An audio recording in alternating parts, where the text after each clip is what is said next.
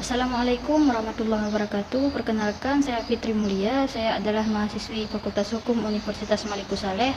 Di kesempatan kali ini saya akan menjawab beberapa soal mengenai hukum jaminan. Baik, untuk soal yang pertama yaitu apa yang dimaksud dengan asas pemisahan vertikal dan asas pemisahan horizontal di dalam UU PA. Asas pemisahan horizontal adalah asas memisahkan tanah dan segala benda yang melekat pada tanah tersebut. Yang kedua yaitu asas pelekatan vertikal adalah asas pemilikan tanah dan segala benda yang melekat padanya sebagai satu kesatuan yang tertancap menjadi satu. Soal yang kedua yaitu apa yang dimaksud dengan privilege di dalam KUH Perdata, jelaskan dengan contohnya. Baik, mengenai hak privilege dapat Anda lihat dalam pasal 1134 Kitab Undang-Undang Hukum Perdata, yaitu KUH Perdata, yaitu suatu hal yang oleh undang-undang diberikan kepada seorang berpiutang sehingga tingkatnya lebih tinggi daripada orang berpiutang lainnya semata-mata berdasarkan sifat piutangnya. Sedangkan contohnya yaitu bisa kaitannya itu erat dengan ras, jenis kelamin, kelas, status sosial, agama, negara asal, usia, dan bahkan orientasi seksual. Baik, selanjutnya soal yang ketiga, jelaskan apa yang dimaksud dengan perjanjian pinjaman uang, perjanjian gadai, perjanjian fidusia, dan perjanjian hak tanggungan, serta dengan masing-masing contohnya. Fidusia merupakan hak jaminan atas benda yang diberikan hak kepemilikannya atas dasar kepercayaan, namun benda yang dialihkan kepemilikannya tersebut tetap berada dalam kekuasaan pemilik benda.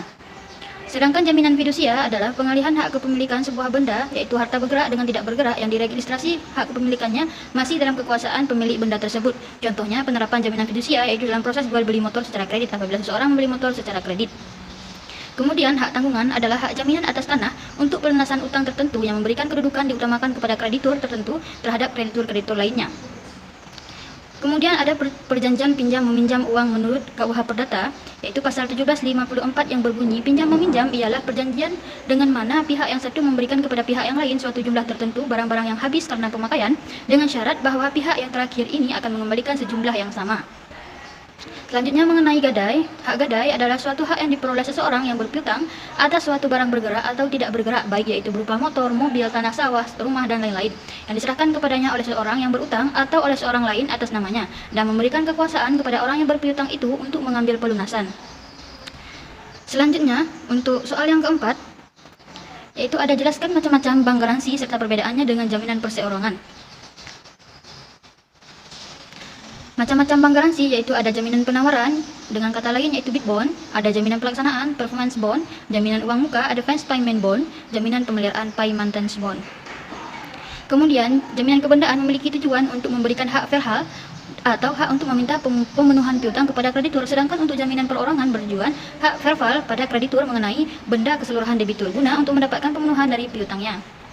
Selanjutnya, apa yang dimaksudkan dengan resi gudang serta tujuannya.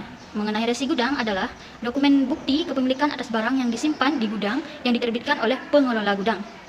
Selain itu, resi gudang dapat digunakan sebagai jaminan untuk memperoleh pembiayaan dari lembaga keuangan sehingga dapat meningkatkan pembiayaan kepada pelaku usaha khususnya yaitu mikro, kecil, dan UMKM, yaitu petani, kelompok petani, gabungan kelompok petani, dan koperasi. Sekian dari saya, lebih dan kurang mohon maaf berhubung saya pun masih dalam proses belajar. Saya akhiri, wabillahi taufiq wal hidayah. Assalamualaikum warahmatullahi wabarakatuh.